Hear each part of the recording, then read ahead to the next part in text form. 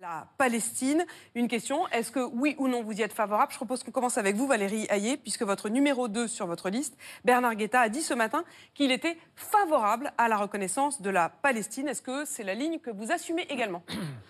Alors, je suis favorable à la solution à deux États. Non mais est-ce que vous êtes favorable? Il a dit ça comme ça, très clairement, il est votre numéro 2. Moi je pense que les conditions ne sont pas réunies aujourd'hui. Demain, l'Espagne, demain, la Norvège... Attendez, Manon, je crois que c'est important qu'on comprenne. L'État de Palestine, qui se réjouit? C'est le Hamas. Le Hamas qui est un groupe terroriste, une organisation terroriste armée, qui se réjouirait de la création, ou en tout cas de l'appel à la création de l'État. Mais M. Guetta est toujours le numéro 2 sur votre liste. La position française, elle est historique. Incroyable. Non, mais nous, on vous demande pas la position de la France. Je vous dis ma position. Il y a beaucoup de gens qui ont des problèmes avec leur propre liste ici. Je vous me demandez ma position, je vous donne ma position.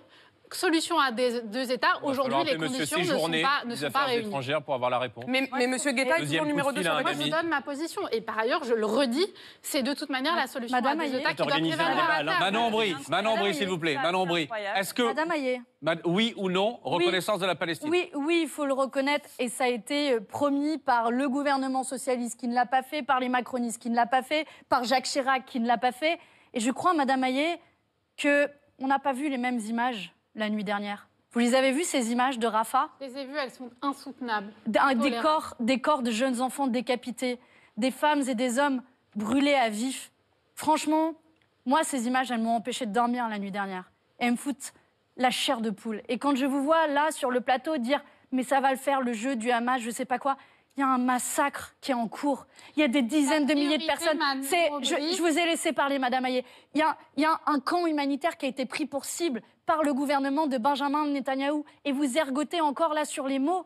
Et vous ne tirez pas les conséquences à la fois de la demande de la Cour pénale internationale, du procureur qui demande un mandat d'arrêt à l'égard de Benjamin Netanyahou et de la demande de la Cour internationale de justice de cesser cette offensive sur Rafah. Pourquoi vous ne tirez pas les conséquences?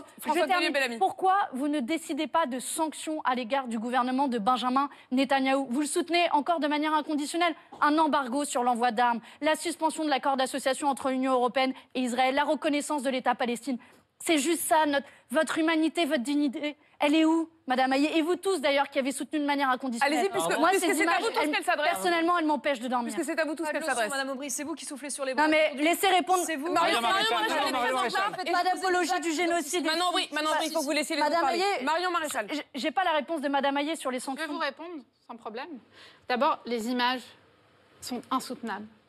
Et vous faites quoi pour empêcher ce massacre? Je pense que l'urgence, c'est le cessez-le-feu immédiat. C'est ça l'urgence. Cessez-le-feu immédiat, évidemment libération des otages, et ensuite travail diplomatique avec Benjamin Netanyahou et créer les conditions pour qu'il y ait en Palestine une autorité palestinienne qui soit à même de travailler à la Marion Maréchal, vous êtes très en retard. Et donc la France ne fera rien. Non, allez-y, Marion Maréchal. Marion Maréchal. Moi, je vais finir par croire que Gaza se trouve en Europe, parce que Madame Aubry en parle en effet matin, midi un massacre. Et soir. Et c'est un massacre. Je ne crois pas que ce soit l'humanisme. Je ne détourne pas les yeux. Je ne crois pas que ce soit l'humanisme qui soit votre premier moteur. Il n'y a pas de crime contre l'humanité qui soit démocratique. C'est un vil calcul électoral. Et malheureusement, le fait que les partis tels que ceux de LFI aujourd'hui soufflent sur les braises aboutit à ce qu'il y ait une explosion des actes antisémites dans notre pays, aboutit à ce qu'il y ait des tentatives d'incendie de synagogues, aboutit à ce qu'il y ait des femmes juives qui se fassent violer et torturer pour venger la Palestine, aboutit à ce qu'il y a récemment un proviseur à Lyon qui est menacé d'égorgement simplement parce qu'il a mené des sanctions contre des étudiants pro-palestiniens qui avaient dégradé. On entend, mais la Palestine, oui ou non, la reconnaissance officielle? Elle ne veut pas. Il y a un sujet. Donc Manon Bry, on vous a beaucoup entendu. Il y a un sujet dont on ne parle jamais. Ce sont les conséquences.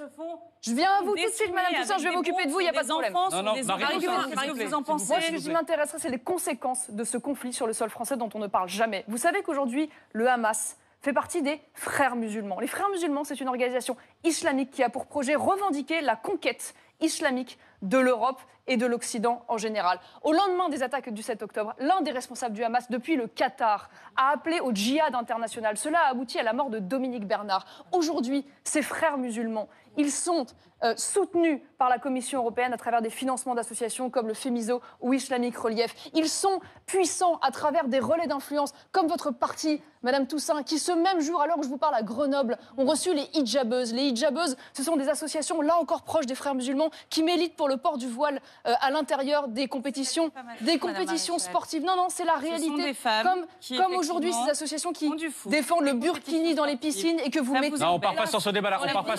On était sur le débat sur la Palestine. Non, Marie Maréchal, on était sur le débat sur la Palestine. La question était très simple. La question était très simple. Oui ou non pour la reconnaissance de l'État de Palestine aujourd'hui par la France? Parce que, excusez-moi, mais moi, à un moment donné, j'aimerais qu'on parle quand même de ce qui concerne aussi les Français. On le fait depuis tout à l'heure, depuis 20h30. Aujourd'hui, l'une des ramifications du Hamas existe en France, progresse, tient des mosquées. Et on vous a entendu là-dessus, à l'école coranique on a entendu votre réponse dans le Morvan, qui forme aujourd'hui des imams et qui envoient des élèves en Syrie. Marion Maréchal, on a entendu votre réponse là-dessus. Et ça, pour le coup, les extrêmes gauches n'en parlent jamais parce que ça ne les intéresse pas. Est-ce que, oui ou non, vous êtes pour la reconnaissance de la Palestine? Je vous propose de lever la main, ceux qui sont pour. Mais... Allez-y, parce qu'en fait, on ne peut pas y arriver. Non, on ne peut pas dire oui ou non. On ne peut pas y arriver. Donc vous êtes pour, Raphaël Glucksmann?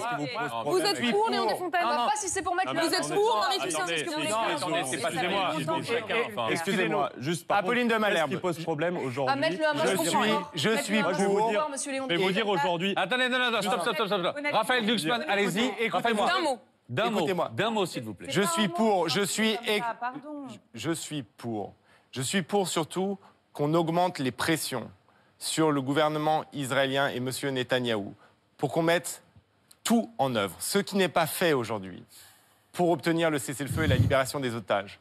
Et je suis pour qu'on arrête de repousser toujours au calendrier grec cette perspective de 2 États. Et donc, il faut, à un moment donné, reconnaître l'État palestinien. Et ce moment est venu. Et je suis extrêmement déçu parce que j'avais espéré ce matin, en écoutant M. Guetta, que ça allait être votre position et que la France allait évoluer vers cette position. Il faut impérativement qu'il y ait une perspective politique qui soit offerte au peuple palestinien dont les droits sont niés depuis des décennies. On entend votre position, Jordan Bardella. Jordan Bardella, s'il vous plaît. Vous allez tous pouvoir prendre la parole. J'ai espéré Léon Desfontaines. tout le quinquennat de François Hollande qu'ils reconnaissent l'État de Palestine. Le quinquennat de François Hollande. Oui, vous êtes candidat du Parti Socialiste, M. Glucksmann.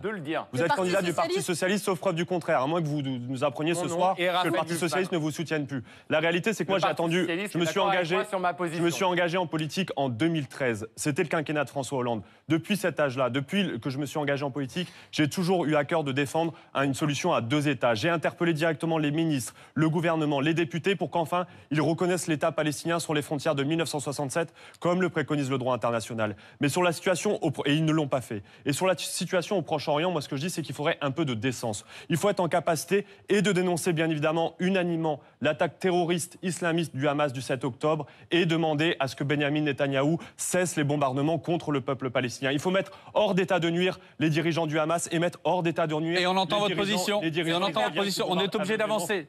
Jordan Bardella, sur cette question-là, oui ou non la reconnaissance de l'État de la Palestine? J'épouse la position historique de la France, qui est celle de reconnaître 2 États. Mais en l'état actuel des choses, cette reconnaissance est impossible. Parce que reconnaître aujourd'hui un État palestinien reviendrait à légitimer le Hamas islamiste, qui a commis des atrocités le 7 octobre dernier.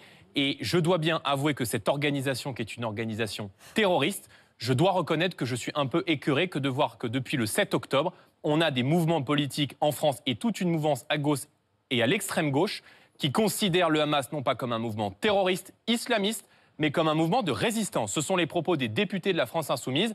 Et je dois avouer que je suis un peu écœuré de voir que depuis octobre dernier, la condamnation du terrorisme islamiste dans notre pays et à l'étranger ne fait plus l'unanimité. Marie Toussaint.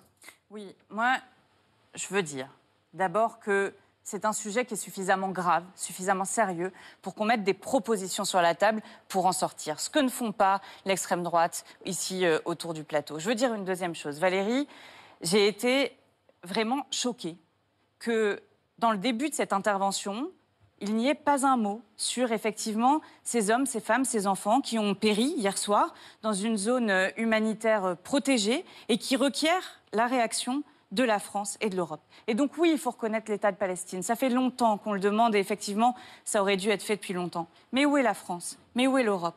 L'Europe est grande parce qu'elle a su créer en son cœur, en son sein, les conditions de la paix, d'une paix durable. Elle devrait être aux côtés d'Israël et de la Palestine pour une solution à 2 États, pour être garante des accords d'Oslo, pour réussir à le faire vivre, obtenir un cessez-le-feu immédiat, évidemment la libération des otages.